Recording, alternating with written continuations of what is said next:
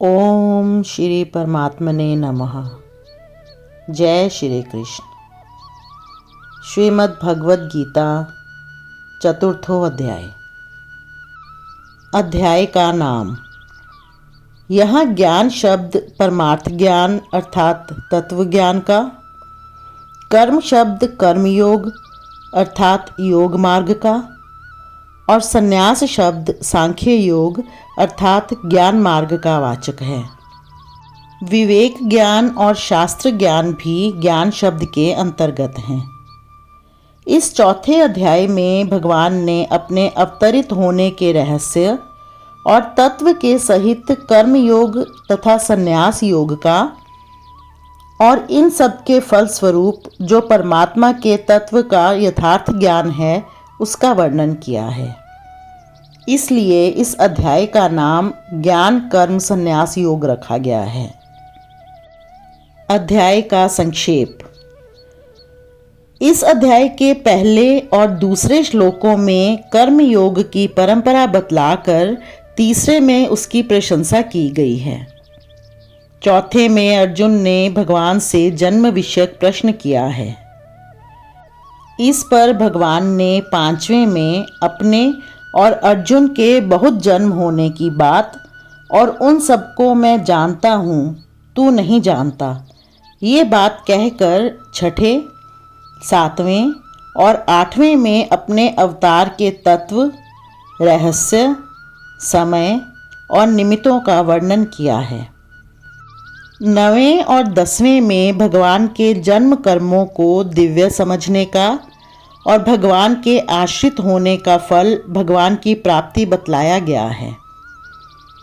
11वें में भगवान ने अपना भजन करने वाले को उसी प्रकार भजने की बात कही है।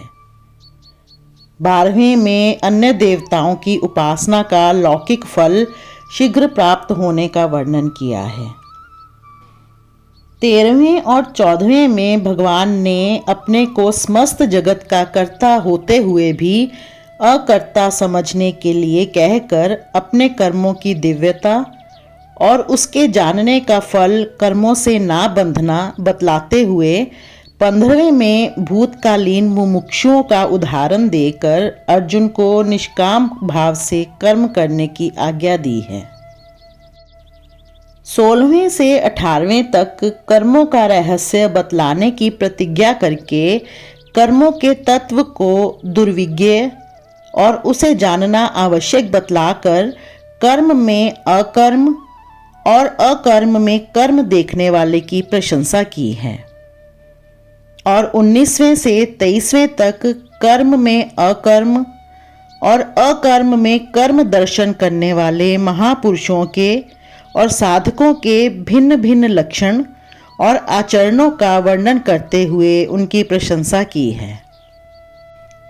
24वें से 30वें तक ब्रह्म यज्ञ, दैव यज्ञ और अभेद दर्शन रूप यज्ञ आदि यज्ञों का वर्णन करके सभी यज्ञकर्ताओं को यज्ञवेता और निष्पाप बतलाया है तथा 31वें में उन यज्ञों से बचे हुए अमृत का अनुभव करने वाले को सनातन ब्रह्म की प्राप्ति होने की और यज्ञ ना करने वाले के लिए दोनों लोकों में सुख ना होने की बात कही गई है।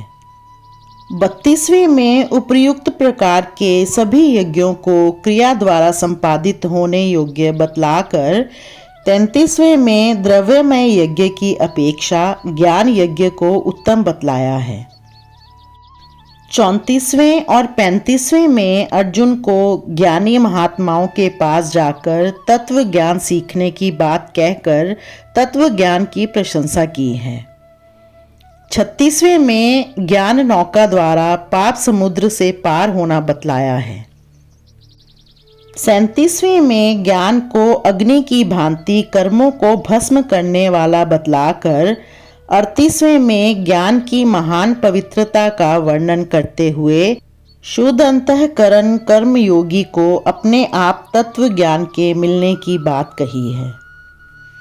39वें में श्रद्धा आदि गुणों से युक्त पुरुष को ज्ञान प्राप्ति का अधिकारी और ज्ञान का फल परम शांति बतलाकर 40वें में अज्ञ और अश्रद्धालु संशयात्मा पुरुष की निंदा करते हुए 41वें में संशय रहित कर्म योगी के कर्म बंधन से मुक्त होने की बात कही है और 42वें में अर्जुन को ज्ञान खड़ग द्वारा अज्ञान जनित संशय का सर्वथा नाश करके कर्म योग में डटे रहने के लिए आज्ञा देते हुए युद्ध करने की प्रेरणा करके इस अध्याय का उपसंहार किया है।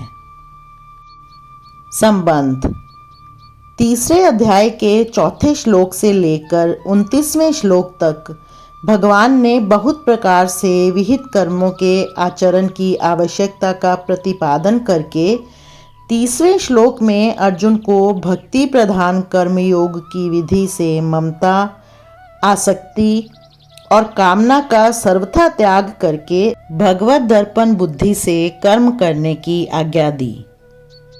उसके बाद 31वें से 35वें श्लोक तक उस सिद्धांत के अनुसार कर्म करने वालों की प्रशंसा और ना करने वालों की निंदा करके राग द्वेष के वश में ना होने के लिए कहते हुए स्वधर्म पालन पर जोर दिया। फिर 36वें श्लोक में अर्जुन के पूछने पर 37वें से अध्याय समाप्ति पर्यंत काम को सारे अनर्थों का हेतु बतलाकर बुद्धि के द्वारा इंद्रियों और मन को वश में करके उसे मारने की आज्ञा दी।